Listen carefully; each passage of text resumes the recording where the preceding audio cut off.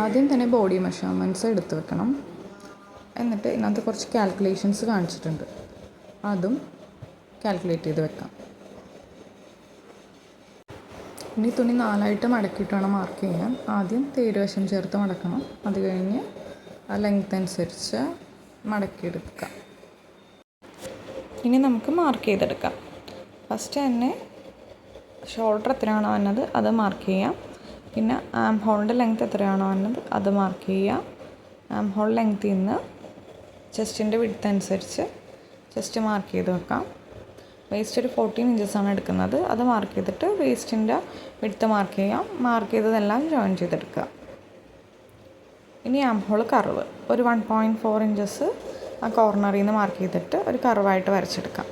പിന്നെ ആ mid point കണ്ടുപിടിച്ചിട്ട് അവിടെ നിന്നൊരു 1/2 ഇഞ്ച് മാർക്ക് ചെയ്തിട്ട് ഉള്ളിലോട്ട് ആക്കി മാർക്ക് ചെയ്ത് ഫ്രണ്ട് പോർഷനും നമുക്ക് അങ്ങനെ മാർക്ക് ചെയ്തെടുക്കാം. എന്നിട്ട് ഫസ്റ്റ് ബാക്ക് പോർഷൻ കട്ട് ചെയ്യുക. അത് കട്ട് ചെയ്തിട്ട് ഷോൾഡർ ഒന്ന് കുനിച്ച് വെട്ടണം, ഒരു 1/2 ഇഞ്ച് കുനിച്ച് വെട്ടണം. കുനിച്ച് വെട്ടി 2 പീസ് ആക്കിയ ശേഷം നമുക്ക് ഫ്രണ്ട് പോർഷൻ ആ മാർക്ക് ചെയ്തേക്കുന്നതിലൂടെ ഒന്ന് കുനിച്ച് വെട്ടിയെടുക്കാം. ഇനി ഫ്രണ്ടും ബാക്കും മാറിപ്പോകാതിരിക്കാൻ ജസ്റ്റ് ഒന്ന് മാർക്ക് ചെയ്ത് വെക്കാം.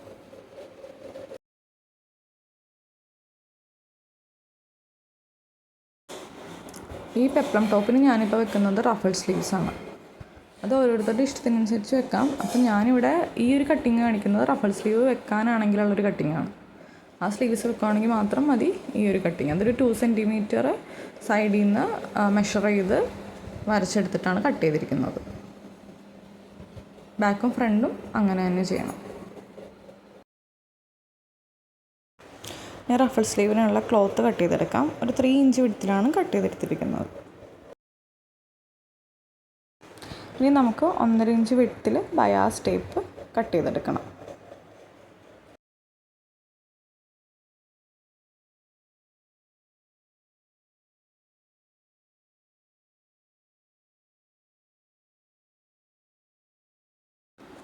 അടുത്തത് ഇനി നെക്കാണ് മാർക്ക് ചെയ്തുകൊണ്ടിരിക്കുന്നത്. നെക്ക് എത്രയാണോ അളവ് നിങ്ങൾക്ക് വേണ്ടത് ആ ഒരു അളവിൽ മാർക്ക് ചെയ്തെടുക്കാവുന്നതാണ്. ബാക്കും ഫ്രണ്ടും സ്റ്റിഫ് പേപ്പറിൽ തന്നെയാണ് ഞാൻ ചെയ്യുന്നത്. സോ അത് രണ്ടും വരച്ച് കട്ട് ചെയ്തെടുക്കാവുന്നതാണ്.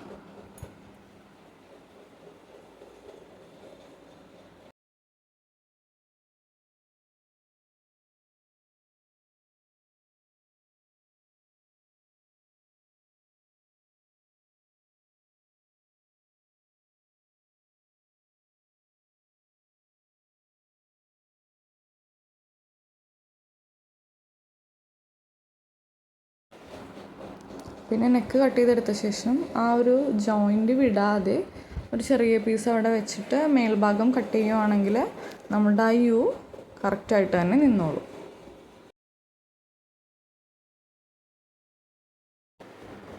ഇനി ഇതൊരു ഫാബ്രിക്കിലേക്ക് അറ്റാച്ച് ചെയ്തെടുക്കണം. അയൺ ചെയ്തുകൊണ്ട് എടുക്കുക. എന്നിട്ട് സൈഡ് കട്ട് ചെയ്ത് കളയുക. എന്നിട്ട് അതിൻ്റെ അറ്റം വരുന്നത് മടക്കി സ്റ്റിഫ് പേപ്പറിലോട്ട് തയ്ച്ച് വെക്കണം.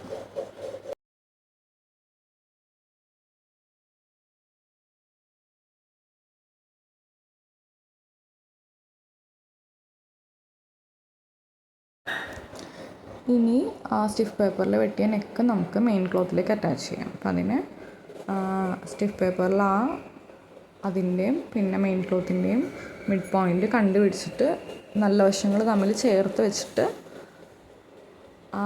കറക്റ്റ് ആ എഡ്ജിൽ കൂടി വേണം തയ്ക്കാൻ.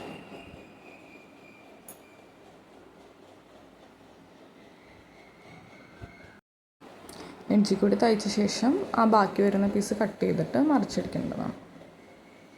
അടുത്തത് ഇനി നമ്മൾ പെപ്ലം ടോപ്പിൽ യോക്കിന് ശേഷം വരുന്ന ആ പാർട്ടിലോട്ട് അറ്റാച്ച് ചെയ്യാനുള്ള ക്ലോത്താണ്. അത് നമുക്ക് എത്രയാണോ വിഡ്ത്ത് വേണ്ടത് അതനുസരിച്ച് എടുത്തിട്ട് ഒരു ലോങ് സ്റ്റിച്ച് ഇട്ട് കൊടുത്തിട്ട് അത് ഗ്യാദർ ചെയ്തെടുക്കണം. ഇങ്ങനെയാണ് ഗ്യാദർ ചെയ്തെടുക്കേണ്ടത്. അപ്പോൾ അതിൻ്റെ ഗ്യാദർ ചെയ്ത് കഴിയുമ്പോഴത്തേക്കും വരുന്ന വിഡ്ത്ത് എന്ന് പറയുന്നത് നമ്മളുടെ മെയിൻ ക്ലോത്തിൻ്റെ വേസ്റ്റിൻ്റെ ഏരിയ എത്രയാണോ വരുന്നത് അത്രയായിരിക്കണം അതിൻ്റെ വിഡ്ത്തിൻ്റെ ആ ഒരു ലെങ്ത്ത് വരേണ്ടത്. എന്നിട്ട് അത് നല്ല വശങ്ങൾ തമ്മിൽ ചേർത്ത് വെച്ചിട്ട് അടിച്ചു കൊടുക്കാം. അരികെ എപ്പോഴും ലോക്ക് ചെയ്ത് വേണം അടിക്കാൻ, അല്ലെങ്കിൽ പിന്നീട് വിട്ടുപോകും.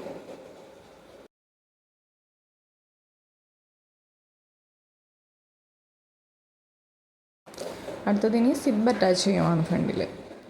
അപ്പോൾ ഒരു 7 ഇഞ്ചസ് തൊട്ടാണ് സിബ് വരുന്നത്. ഞാനപ്പോൾ ഇതിൻ്റെ സൈഡ് ഇതിപ്പോൾ അടിച്ചിട്ടില്ല, കുറച്ച് കഴിയുമ്പോൾ ഞാൻ അടിക്കുന്നുണ്ട്. അപ്പോൾ അത് ഓൾറെഡി അടിച്ചിട്ട് വേണം ഇതിനകത്തേക്ക് അറ്റാച്ച് ചെയ്യാൻ.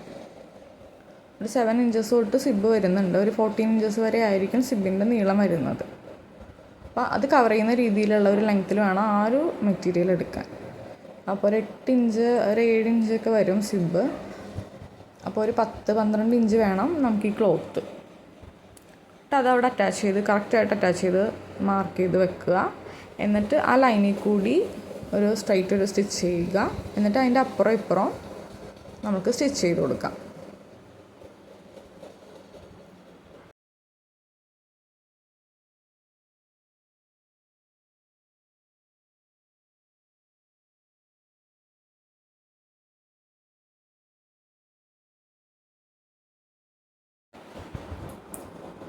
അറ്റാച്ച് ചെയ്ത് അതിൻ്റെ ക്ലോത്തിൻ്റെ ആ ഒരു സൈഡ് അടിച്ചിട്ടില്ല എന്ന് പറഞ്ഞില്ലേ, അതാണിപ്പോൾ അടിച്ചിട്ടിരിക്കുന്നത്.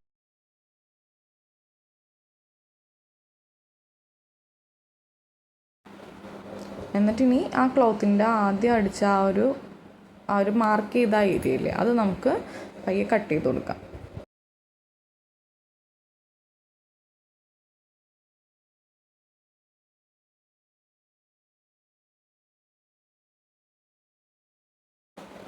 എന്നിട്ടിനി കംപ്ലീറ്റ് ആയിട്ട് മറിച്ചിട്ടിട്ട് അറ്റാച്ച് ചെയ്ത ക്ലോത്ത് ഉൾവശത്തോട്ട് വലിച്ചെടുക്കാം.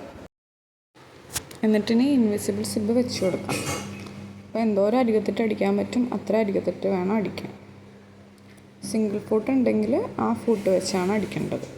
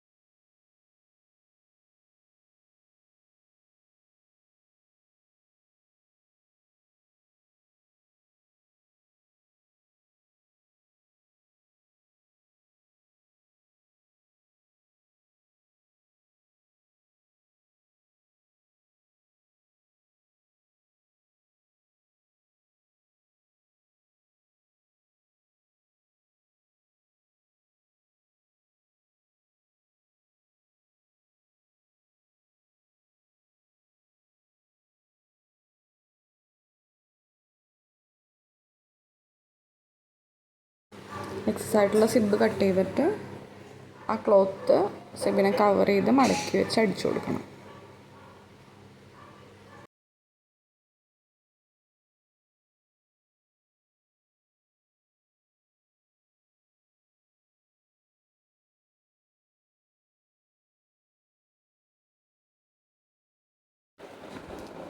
രണ്ട് സൈഡും അതുപോലെ തന്നെ മടക്കിയടിക്കണം.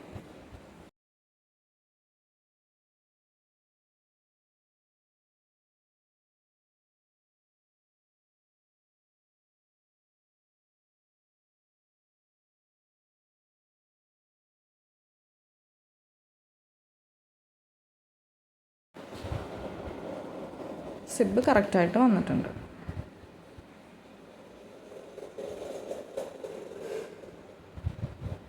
ഇനി നമുക്ക് ഷോൾഡർ ജോയിൻ ചെയ്തെടുക്കാം.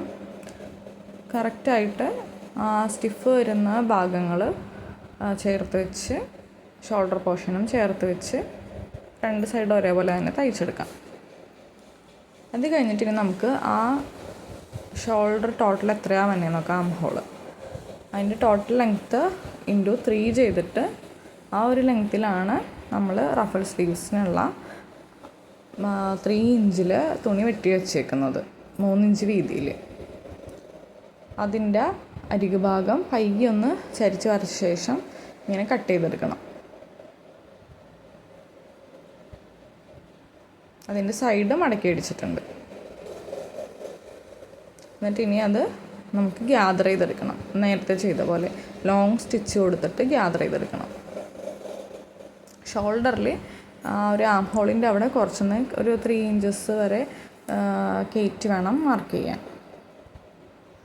എന്നിട്ടിത് ഗ്യാദർ ചെയ്തെടുത്തിട്ട് അത് മെയിൻ ക്ലോത്തിൻ്റെ ആ ഒരു ലെങ്ത്തിലേക്ക് വേണം ഗ്യാദർ ചെയ്തെടുക്കാൻ. എന്നിട്ട് അത് നല്ല വശങ്ങൾ തമ്മിൽ ചേർത്ത് വെച്ച് അറ്റാച്ച് ചെയ്തെടുക്കാം.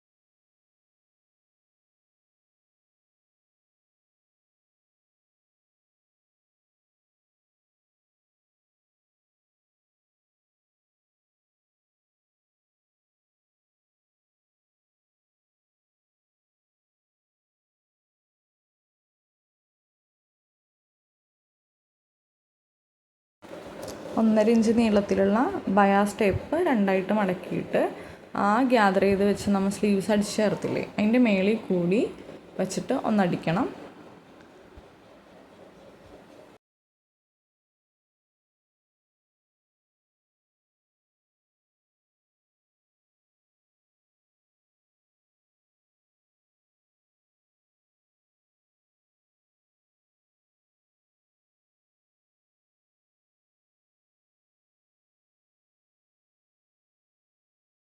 എന്നിട്ട് എക്സസ് ആയിട്ട് വന്നത് കട്ട് ചെയ്ത് കളയണം. എന്നിട്ട് ബയാസ് ടേപ്പ് ഒന്നുകൂടി മറിച്ച് വെച്ചിട്ടും കൂടി ഒന്ന് പതിച്ചടിച്ച് കൊടുക്കണം. അപ്പോൾ നല്ല ഫിനിഷിംഗ് ആയിട്ട് ഇരുന്നോളൂ. ഇനി ടോപ്പിൻ്റെ അടിഭാഗം ഒന്ന് തയ്ച്ചെടുക്കണം. അതൊരു 1 ഇഞ്ച് വീതിയിൽ മടക്കിയടിച്ചാൽ മതി. എന്നിട്ട് ഇനി അരികു ഭാഗം ചെസ്റ്റും വേസ്റ്റും മാർക്ക് ചെയ്ത് അടിച്ചെടുക്കുക. ഇപ്പോൾ സ്റ്റിച്ചിങ് കംപ്ലീറ്റായി. ഇനി നെക്കൊന്ന് ഹെമ്മിങ് ചെയ്ത് കൊടുക്കണം. വീഡിയോ യൂസ്ഫുള്ളായി തോന്നിയെങ്കിൽ ലൈക്ക് ചെയ്യാനും സബ്സ്ക്രൈബ് ചെയ്യാനും മറക്കരുത്.